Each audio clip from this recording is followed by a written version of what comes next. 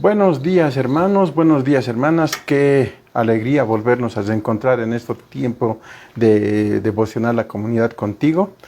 Ya estamos a jueves 20 de mayo y listos para comenzar este tiempo, pero antes vamos a dejar este espacio en las manos de nuestro Señor. Vamos a orar. Padre, una vez más queremos acercarnos a ti, Señor, en reverencia. Padre, te pedimos que esta mañana nos ayudes a comprender, a ver lo que tienes en tu palabra. Señor, ayúdanos a reflexionar. Te rogamos esto, Señor, en el nombre del Señor Jesús. Amén. Bueno, hermanos, estamos ya hace unas semanas en un tiempo de devocional en el libro de Malaquías. Hoy vamos a continuar con la exposición en el capítulo 2. Ya vimos 3 devocionales en el capítulo 1. Y hoy vamos a dar lectura a los versículos 1 al 4 del capítulo 2. Vamos a dar lectura, así dice la palabra de Dios. Ahora pues, oh sacerdotes, para vosotros es este mandamiento. Si no oyereis y si no decidís de corazón dar gloria a mi nombre, ha dicho Jehová de los ejércitos, enviaré maldición sobre vosotros y maldeciré vuestras bendiciones y aún las he maldecido, porque no os habéis decidido de corazón.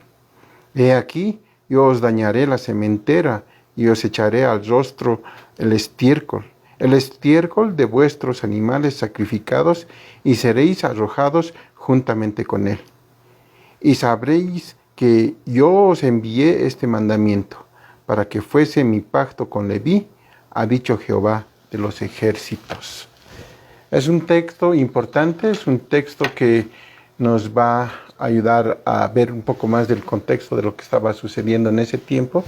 Ya en el capítulo 1, el Señor, a través de Malaquías, ha acusado a los sacerdotes y también ha acusado al pueblo mismo de tener ideas falsas, de tener ideas equivocadas en cuanto a su amor hacia la nación.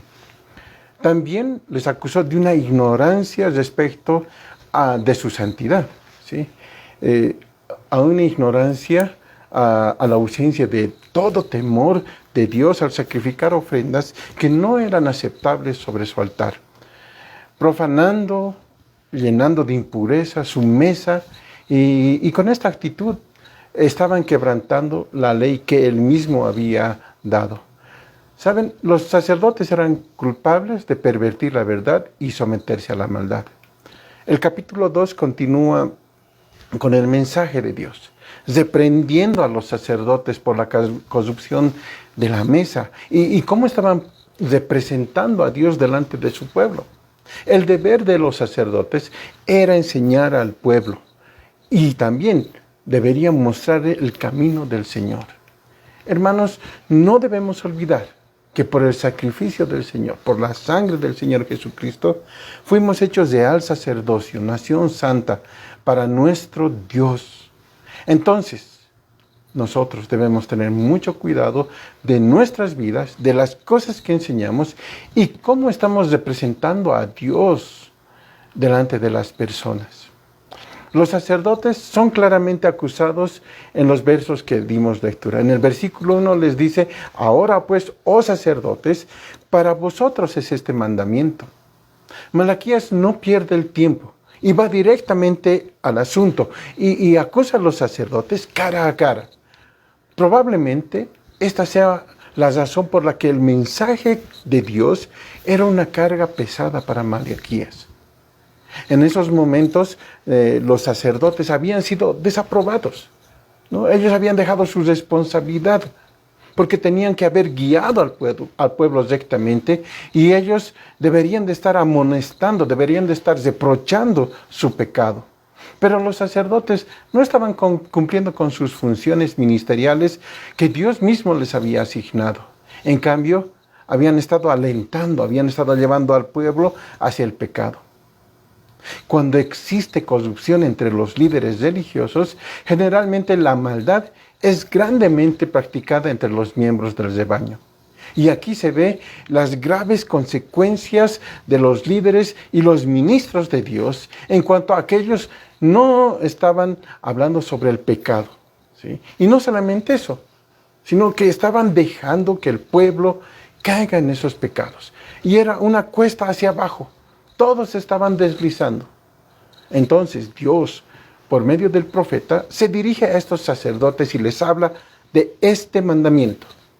El mandamiento al cual Malaquías se refiere, y los hallamos en los versículos 2 al 4.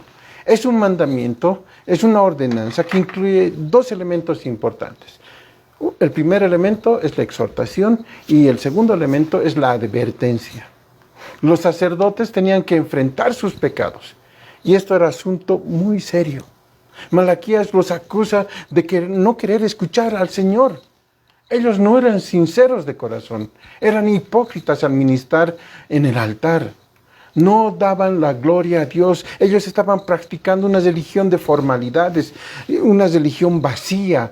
Y saben, hermanos, así son todas las religiones de hoy en día. Un estudioso ha dicho que si el Espíritu Santo fuese quitado del mundo, que el 95% de las actividades religiosas van a continuar sin interrupción. ¿Pueden imaginarse, hermanos, eso? Sin el Espíritu Santo, 95% de las actividades religiosas continuarían. ¿Sí? Y esa es una acusación muy grave en contra de las iglesias. Puede ser que la apreciación, que el juicio de este estudioso es muy severo. Pero ¿quién de nosotros puede negar el hecho que hay un gran vacío en la mayoría de las actividades religiosas en nuestro tiempo? ¿Quién lo puede negar? Cuando se trata de asuntos de santidad, Dios tiene un plan. Y el ir en contra de ese plan rápidamente trae grandes y graves consecuencias. Hermanos, la ley no cambia. La Biblia nunca va a cambiar para acomodarse a las debilidades humanas como el egoísmo, la avaricia, la envidia. Tampoco será menos el castigo para el hombre que se sienta a gusto con estas cosas. Por los versos que estamos reflexionando, ¿sí? Podemos ver tristemente, ¿no?, que los sacerdotes estaban escuchando pero con un corazón rebelde. Estaban escuchando pero con un corazón desobediente. Tenían poco interés y muy poca preocupación en oír y obedecer la voz de Dios. Probablemente el juicio de Dios no ha sido expresado tan severamente como en el texto que estamos meditando. Cambiaré su bendición en maldición, dice Dios. Cambiaré bendición en maldición. Qué duro. Y mientras Dios hablaba estas palabras, ¿no?, en su disgusto, los sacerdotes, hermanos, deberían de haber caído de rodillas en arrepentimiento total. ¿Sí? Un arrepentimiento y un despertar espiritual que hubiera menguado, hubiese quitado un poco la maldición que el Señor pronunció sobre ellos. Pero no era así, ¿sí? No fue así. Hermanos, el arrepentimiento trae gloria a Dios, ¿sí?, como esa persona poderosa y omnisciente que es. El arrepentimiento trae gloria a Dios en vista de su gracia y de misericordia. Hay una gran necesidad de arrepentimiento en este tiempo en el que estamos viviendo, porque la hipocresía, la vanidad, el vicio se ha apoderado de la iglesia en general. Y esto está provocando a Dios como en los días de Malaquías. Hermanos, si no hay arrepentimiento, vendrá su justa retribución. Dios enviará justa retribución. Ahora quisiera que observemos los sí del verso 2. Dice así la palabra de Dios: si no oyeres y si no decidís de corazón dar gloria a mi nombre, ha dicho Jehová de los ejércitos, enviaré maldición sobre vosotros y maldeciré vuestras bendiciones, y aún he maldecido, porque no os habéis decidido de corazón.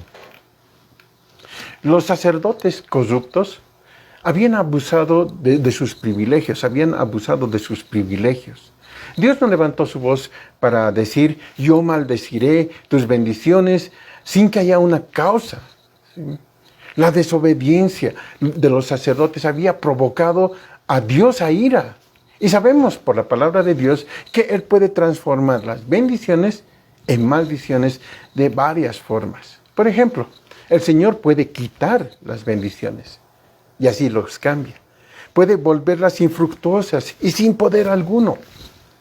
Aún puede cambiarlas en contra de los que desobedecen y así los castiga. Debemos recordar esto. El pecador causa la maldad sobre sí mismo por su propia desobediencia. Dios solo permite que la maldad acontezca. Ahora quisiera que recordemos un ejemplo de una bendición convirtiéndose en maldición. Eso lo vamos a encontrar en el libro de Éxodo. Cuando Dios cambia el agua en sangre, cuando eran las plagas de Egipto. El agua, hermanos, es una bendición, ¿sí?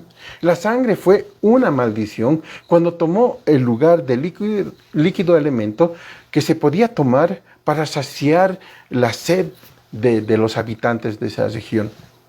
Antes que Dios cambiara la bendición en maldición, los egipcios habían endurecido sus corazones en contra de él. Claro, ellos eran desobedientes, ¿cierto? Otra forma en la que el Señor advirtió de maldecir a los sacerdotes fue en la corrupción de sus siembras. El versículo 3 dice, he aquí, yo os dañaré la sementera, ¿sí?